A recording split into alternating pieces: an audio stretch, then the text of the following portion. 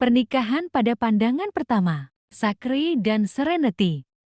Bab 301. Kalau begitu, aku akan meninggalkanmu untuk mengerjakan pekerjaanmu. Nenek May tidak menyita terlalu banyak waktu cucunya. Setelah panggilan telepon, Zachary menaruh teleponnya di meja dan bersandar di kursi putar hitamnya, sambil meletakkan siku kanannya di lengan kursi agar tangannya dapat menyentuh dagunya. Elise dan istrinya baik-baik saja. Haruskah dia mencari cara untuk menghancurkan hubungan mereka? Gadis-gadis itu akan menjadi sahabat karib pada saat ini. Elise pasti akan mengetahui bahwa Serenity adalah saingan cintanya ketika Zachary membocorkan identitasnya kepada Serenity. Amarah akan mendorong Elise untuk melampiaskannya pada Serenity, karena Serenity tidak akan bisa meninggalkannya. Dengan adanya Zachary, dia tidak akan membiarkan Elise menyakiti Serenity. Zachary merenung sejenak sebelum menyerah pada pemikiran itu. Dia bukan orang yang tidak bisa melindungi istrinya.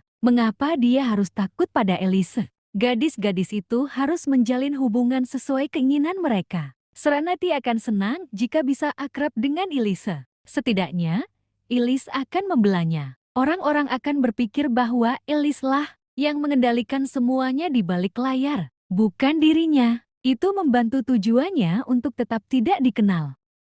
Zachary menolak untuk mengakui bahwa dia tidak memiliki kendali atas lingkaran pertemanan Serenity. Maaf, cara Anda membawa diri tidak sesuai dengan perusahaan kami. Sebaiknya Anda mencari perusahaan lain. Sebelum Liberty dapat duduk, pewawancara wanita bertubuh ramping menyerahkan kembali resumenya kepada Liberty, sambil menatap Liberty dengan pandangan meremehkan. Liberty yang awalnya tercengang, segera tersipu ketika dia mengambil resumenya dari wanita itu. Dari sekian banyak wawancara yang dilakukannya, pewawancara ini adalah yang paling belak-belakan dalam mengatakan penampilannya tidak sesuai dengan jabatan yang kosong di perusahaan itu. Dia hanya melamar posisi pegawai administrasi di Departemen Keuangan sebagai seseorang yang pernah menduduki posisi direktur. Liberty telah menetapkan target yang rendah, tetapi dia tetap ditolak. Sambil memeriksa resumenya, Liberty memaksakan senyum dan bertanya kepada pewawancara, "Bolehkah saya bertanya mengapa penampilan saya tidak sesuai dengan yang diinginkan perusahaan?" Wanita itu menatap pinggangnya yang tebal dan menjawab, "Karena kamu bertanya, aku akan jujur. Meskipun kita tidak punya harapan yang tinggi untuk para pegawai keuangan lebih dari yang kita miliki untuk resepsionis, lihatlah kamu, beratnya 100 kilo. Aku yakin kamu akan kesulitan berjalan dengan berat itu. Bagaimana mungkin kamu bisa makan banyak?" Liberty tersipu. Beberapa saat kemudian, dia bertanya antisipasi, "Saya akan terus menurunkan berat badan. Nona, saya benar-benar butuh pekerjaan. Bisakah Anda memberi saya kesempatan? Saya punya pengalaman untuk menangani pekerjaan itu dengan baik." Sepertinya saat ini dia yang sedang mencari pekerjaan. Dipermalukan orang-orang karena gemuk. Menurunkan berat badan adalah tugas Anda. Kami hanya memiliki satu lowongan, tetapi ada banyak pelamar yang jauh lebih baik dari Anda. Kami memiliki banyak orang untuk dipilih. Tentu saja, wanita gemuk itu adalah seorang direktur keuangan dan memiliki lebih dari cukup pengalaman. Tetapi dia sudah menganggur selama bertahun-tahun. Ditambah lagi, dia memiliki anak berusia 2 tahun di rumah. Siapa yang tahu?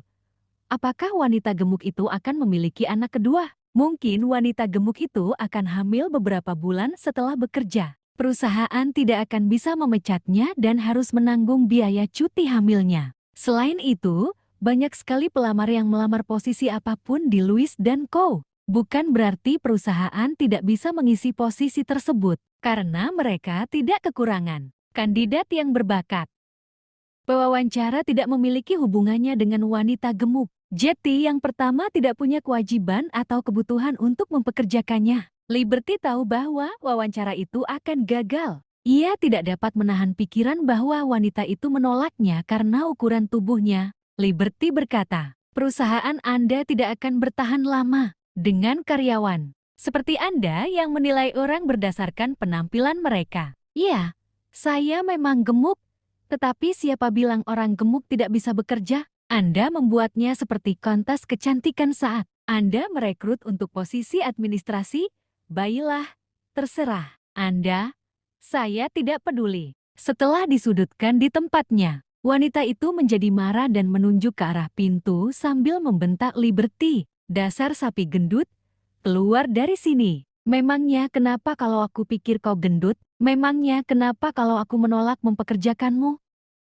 Bab 302. Suamimu mungkin menolakmu karena kamu gemuk dan jelek. Kamu akan punya alasan untuk menangis saat suamimu menemukan gadis muda dan cantik. Kata-kata itu menyentuh hati Liberty dengan menyakitkan. Ia sedang terburu-buru mencari pekerjaan karena suaminya menganggapnya menjijikan dan diselingkuhi. Liberty menetapkan standar yang rendah dan melamar posisi klerikal, sehingga ia akan memiliki kesempatan untuk memenangkan hak asuh atas putranya. Tidak pernah terlintas dalam benak Liberty bahwa ia akan menghadapi penolakan dan penghinaan di sini. Panggil aku sapi gemuk sekali lagi. Pewawancara berjalan mengitari meja dan mendekati Liberty untuk mendorongnya keluar sambil memaki-maki. Sapi gemuk, aku akan mengatakannya lagi dan lagi. Keluar dari sini. Lemak Liberty berguna untuk pertahanan. Liberty menjejakkan kakinya di sana, membuat wanita itu kesulitan mendorongnya keluar. Minta maaf padaku. Kamu harus minta maaf. Aku tidak akan pergi sebelum kamu meminta maaf. Wanita itu marah kembali ke mejanya dan mengambil teleponnya untuk memanggil security sehingga mereka bisa masuk dan menendang Liberty. Dua petugas keamanan segera tiba. Pria lebih kuat daripada wanita. Ditambah lagi, jumlah mereka ada dua. Para penjaga keamanan menganiaya Liberty untuk mengeluarkannya.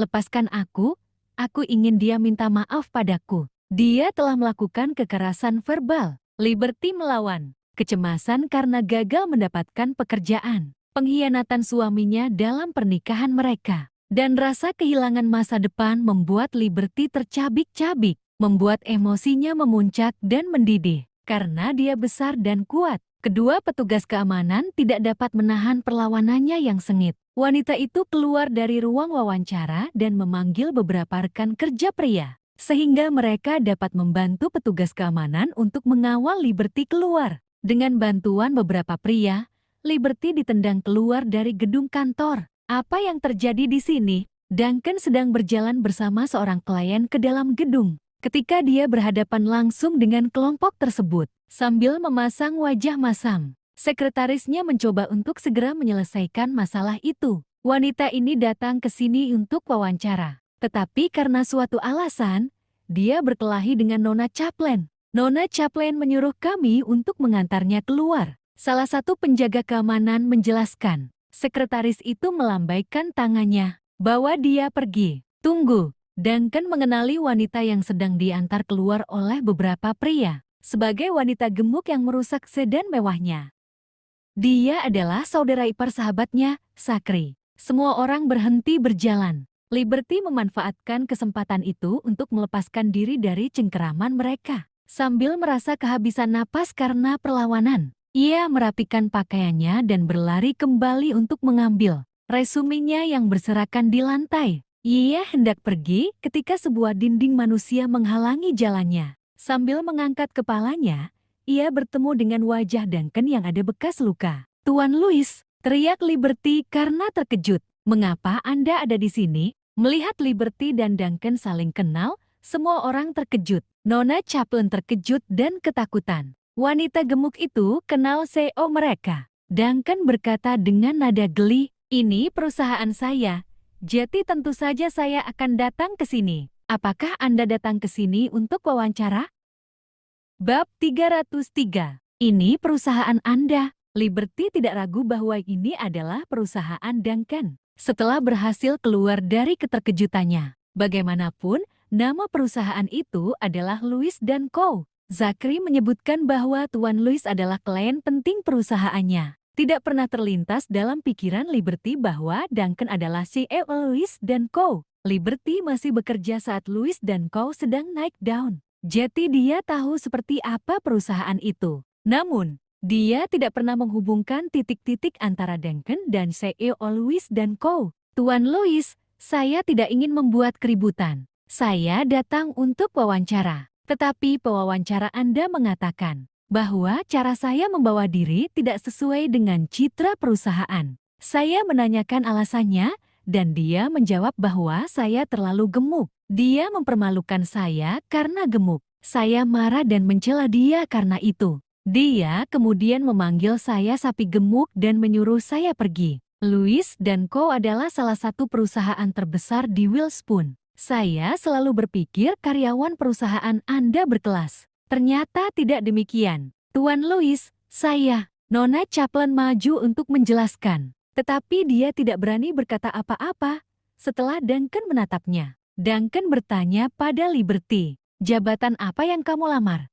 "Administrasi keuangan." "Saya memiliki resume yang mengesankan sebagai direktur keuangan sebelumnya." Duncan mengambil resume darinya dan berkata, "Berikan padaku.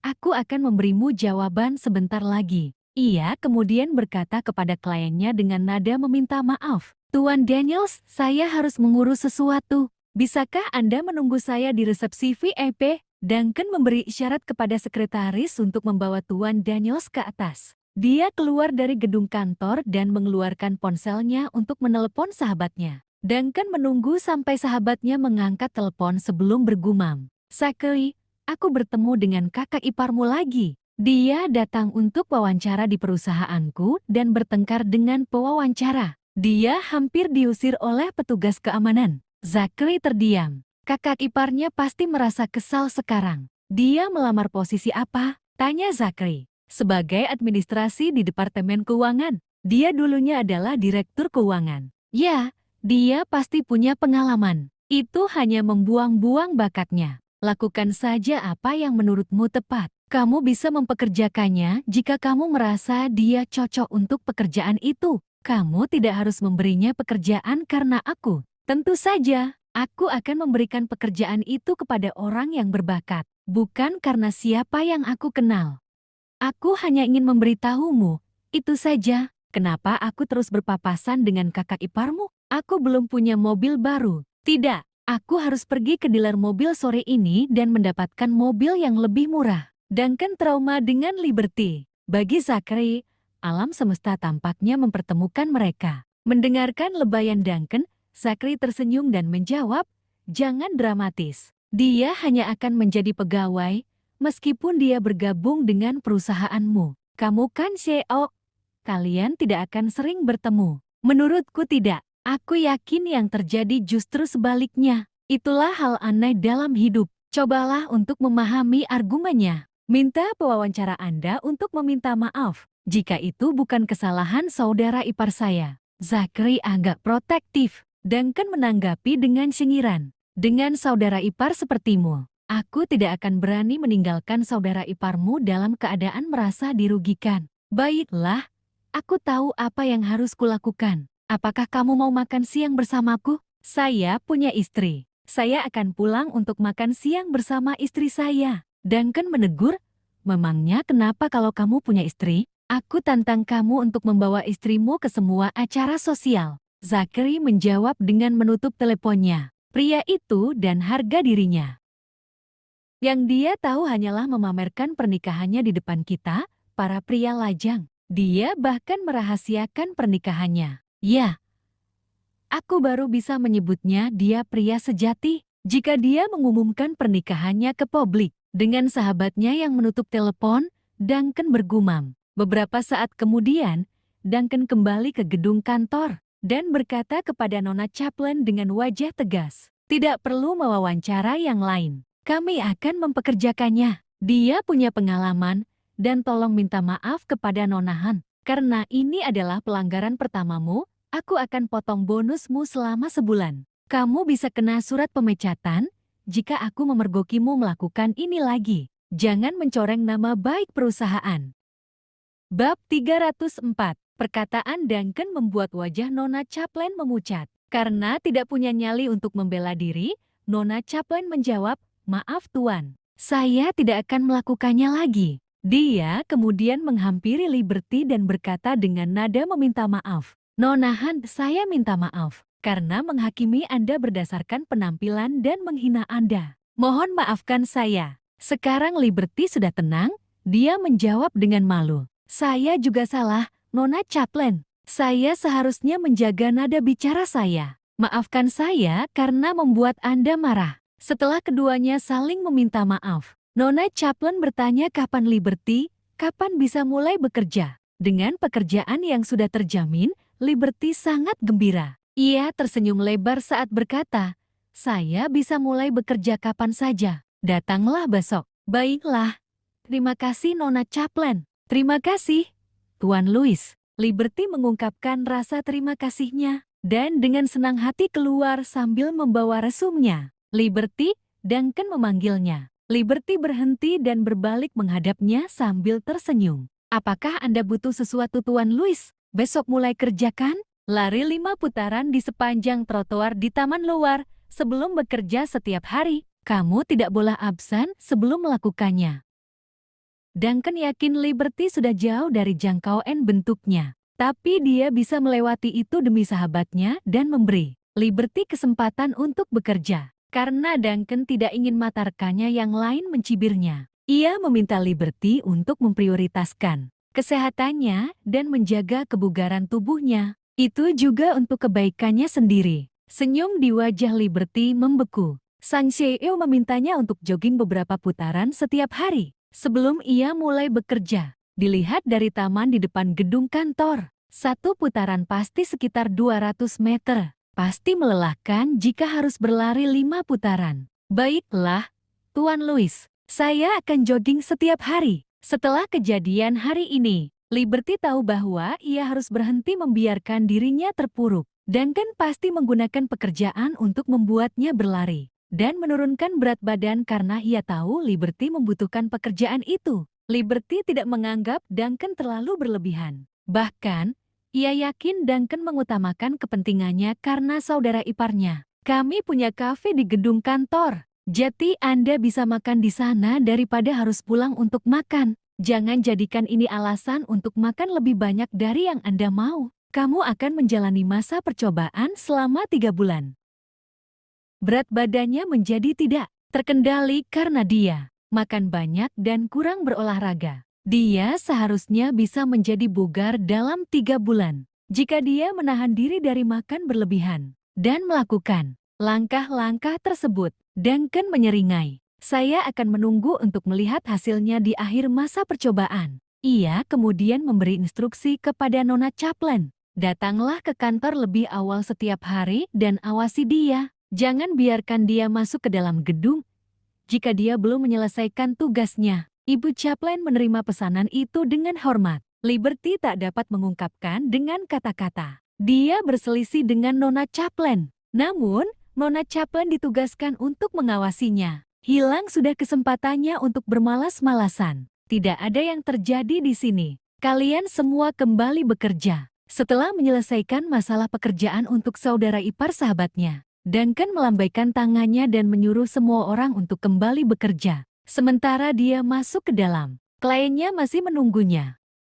Bab 305. Setelah Duncan dan Liberty pergi, semua orang mulai berspekulasi bagaimana CEO mereka bisa bertemu Liberty. Tampaknya CEO mereka sedang mengawasi Liberty. Mungkinkah dia kerabat CEO? Tidak, kurasa tidak. Apa kau tidak mendengar wanita gemuk itu memanggil CEO dengan sebutan Tuan Louis? Mereka pernah bertemu sebelumnya, tapi kurasa mereka tidak begitu dekat. Apakah menurutmu CEO kita tergila-gila pada wanita gemuk itu? Dia berusia 35 tahun ini, tetapi dia tidak punya pacar. Duncan adalah seorang CEO muda dan menjanjikan, tetapi bekas luka di wajahnya bersama dengan tubuhnya yang tinggi dan berotot, serta tatapan matanya yang tajam memberi kesan bahwa ia adalah anggota mafia. Itulah alasan dia tidak punya pacar. Meskipun dia sudah berusia 35 tahun, semua orang mengalihkan perhatian mereka kepada orang yang menunjukkan hal itu.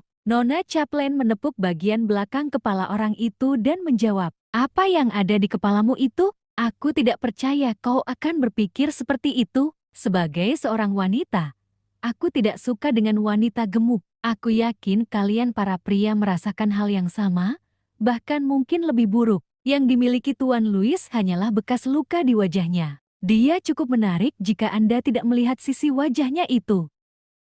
Pria seperti Tuan Louis bisa mendapatkan wanita manapun. Mengapa dia harus mengejar sapi gemuk? Satu hal lagi, Liberty sudah menikah dan memiliki seorang anak laki-laki berusia 2 tahun. Kerumunan berhenti berspekulasi terhadap pasangan itu. Namun, mereka masih penasaran tentang hubungan Liberty dengan Duncan. Tuntutan Duncan agar Liberty berlari dan menurunkan berat badan adalah demi kebaikannya sendiri. Seolah-olah mereka percaya tidak ada yang terjadi di antara mereka. Pria itu sendiri pasti akan menyesali bagaimana dia bisa terlibat dalam kekacauan itu. Seandainya dia mengetahui percakapan di antara karyawannya. Elise meninggalkan sekolah Witherspoon pukul 11 pagi dan menuju Hotel Witherspoon untuk bertemu Zachary. Zachary tiba di toko pada saat Sir Kennedy selesai memasak. Paman Zack, Sonny sedang bermain dengan mainannya saat Zachary memasuki toko. Sambil berteriak kegirangan, ia membuang mainannya dan berlari ke arah Zachary. Serenity merasa bingung dengan ketertarikan keponakannya, yang tiba-tiba pada wajah dingin Zachary. Ketika tatapannya jatuh pada anjing putih yang diikat tali oleh Zachary. Ia juga membawa kandang 2 lantai yang berisi 2 anak kucing. Anak-anak kucing itu gemuk dan menggemaskan.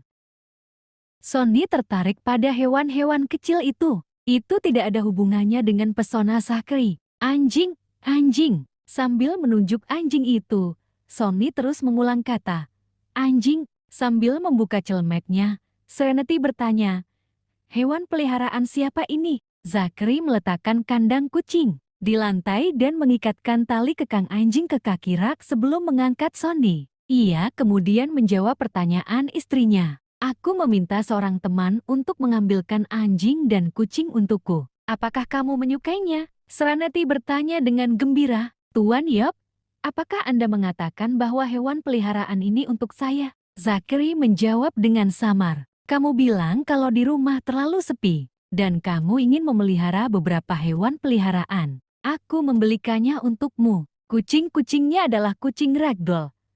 Tapi aku tidak ingat jenis anjingnya. Serenity berseru riang, tidak apa-apa. Aku tidak peduli dengan jenisnya. Aku mencintai mereka semua. Mereka sangat lucu dan cantik. Anjing itu bukan jenis anjing besar. Dia langsung menyukai bulu putih anjing itu. Ragdoll itu mahal. Serenity pergi bermain dengan anak-anak kucing. Ia berkata, kucing-kucing itu harganya paling tidak beberapa ribu dolar. Dan itu harga teman dan keluarga.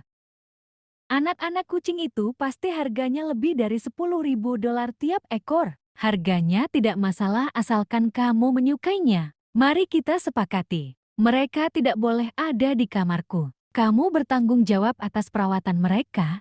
Jika kamu ingin memeliharanya, kamu bertugas membersihkan kotorannya. Serenity tersenyum lebar. Jangan khawatir. Hewan peliharaan dan aku tidak akan memasuki wilayahmu. Aku akan mengajari mereka bahwa kamar tidurmu adalah area terlarang. Kegembiraannya membuat Zachary terhibur. Terima kasih telah menonton. Jangan lupa like, komen dan subscribe.